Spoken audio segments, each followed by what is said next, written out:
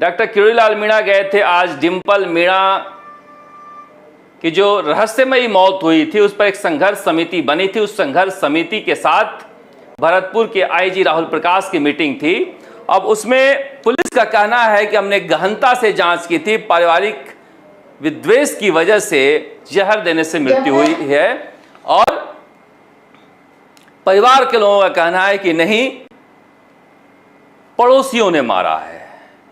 अब इस पर सियासत इतनी तेज हो गई कि पहले राजकुमार रोध पर हमला बोला गया, फिर किरोड़ीलाल मीणा पर हमला बोला गया। किरोड़ीलाल मीणा उसके बाद परिवार से मिलने गए शहीद स्मारक, फिर सबको लेकर आए यहाँ पर पुलिस चौकी में जो यादगार है पुलिस कंट्रोल रूम, वहां पर मीटिंग की। मगर किरोड़ीलाल मीणा चौतरफा घिरे हुए हैं। ऐसा नहीं है केवल बीजेपी में है। आज गोविंद सिंह डोटासरा सबसे ज्यादा राजस्थान में किसी पर हमला बोल रहे थे तो डॉक्टर किरोड़ीलाल मीणा पर कह रहे थे क्या औकात हो गई है, हमारे जमाने में अधिकारी हमारे पास आते थे और एक मंत्री अधिकारी के पास जा रहा है। वैसे भी बाबा को मंत्री बनने का कोई गुरूर नहीं रहता, मंत्री बन के भी धरना दे देते हैं वो, इसलिए वो इन चक्करों में पड़ते नहीं है कि मैं मंत्री हूं तो कहां जाऊं और कहां नहीं। वो मंत्री रह के भी आम जनता की तरह रहते हैं। गोविंद सिंह डोटासरा तो हमला बोलते ही नजर आए। रामकेश मीणा तो मानो ऐसे आए थे आज जैसे वो राहुल गांधी के लिए नहीं आए हों, वो डॉक्टर किरोड़ीलाल मीणा के लिए ही आए हों। और भीड़ कम पड़ रही थी तो डिंपल मीणा के इंसाफ मांगने वालों को भी साथ बैठा लाए थे। मगर रामकेश मीणा भी किसी भी कीमत पर डॉक्टर किरोड़ीलाल मीणा को उस जगह पर हमला करने का मौका नहीं छोड़ते हैं जहां पर उन्हें लगता है कि उनके समाज में डॉक्टर किरोड़ीलाल मीणा को कहीं से कमजोर किया जा सके। यह भी एक राजनीति है। डॉक्टर साहब दिल्ली में भी लड़ रहे हैं, जयपुर में भी लड़ रहे हैं, बीजेपी में भी लड़ रहे हैं, कांग्रेस में भी लड़ रहे हैं और गंगापुर सिटी दौसा में भी लड़ रहे हैं। गजब की लड़ाई लड़ रहे हैं। मगर लड़ने की आदत है, लड़ने की कुव्वत है। जिसमें इतनी औकात होगी वही इतनी लड़ाई लड़ पाए। पर अभी तक फैसला नहीं हो पाया कि डॉक्टर किरोड़ीलाल मीणा का क्या होगा।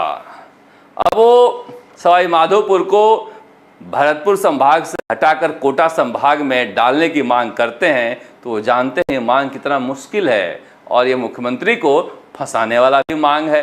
तो समझ में नहीं आती डॉक्टर साहब की राजनीति। अच्छे घन चक्कर बन जाते हैं उनकी राजनीति को समझने में। मगर क्या ऊर्जा है।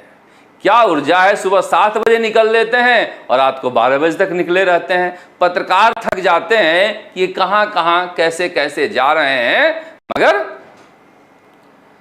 पता नहीं कौन सी चक्की का आटा खाते हैं। L2 में कर्मचारी चयन बोर्ड ने कहा है कि कुछ समस्या हो गई है और उसकी वजह से रिजल्ट को रिवाइज करना पड़ेगा। अब बताइए इतने सारे टीचर लगे हुए हैं जो पढ़ा रहे हैं, वो कहाँ जाएंगे?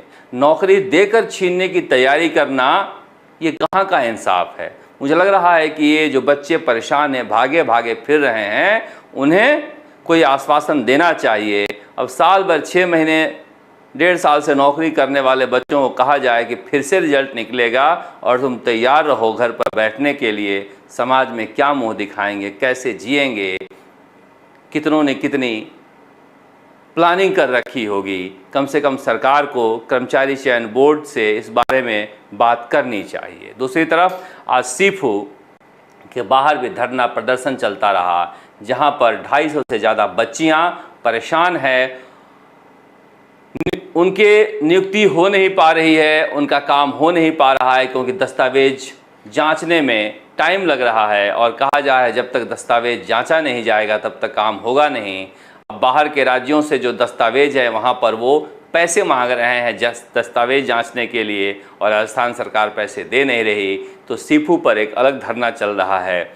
कई तरह से बेरोजगार परेशान है। EORO वाले भी कल रिजल्ट निकालने के लिए SOG पहुंच रहे हैं और अपना प्रदर्शन की तैयारी कर रहे हैं। उधर EORO परीक्षा रद्द कराने वाले भी परेशान है क्योंकि SOG ने कहा तो था कि जल्दी हम इस मामले में कार्रवाई करेंगे, मगर SOG के पास इतने सारे मामले हैं कि कार्रवाई तो दूर, अभी अभी इतने सारे जांच जारी हैं जिसमें पंडोरा बॉक्स खुला हुआ है और सभी परीक्षाओं में कम से कम 1 दर्जन परीक्षाओं के जांच में ऐसा लग रहा है कि अभी सालों लगेगा।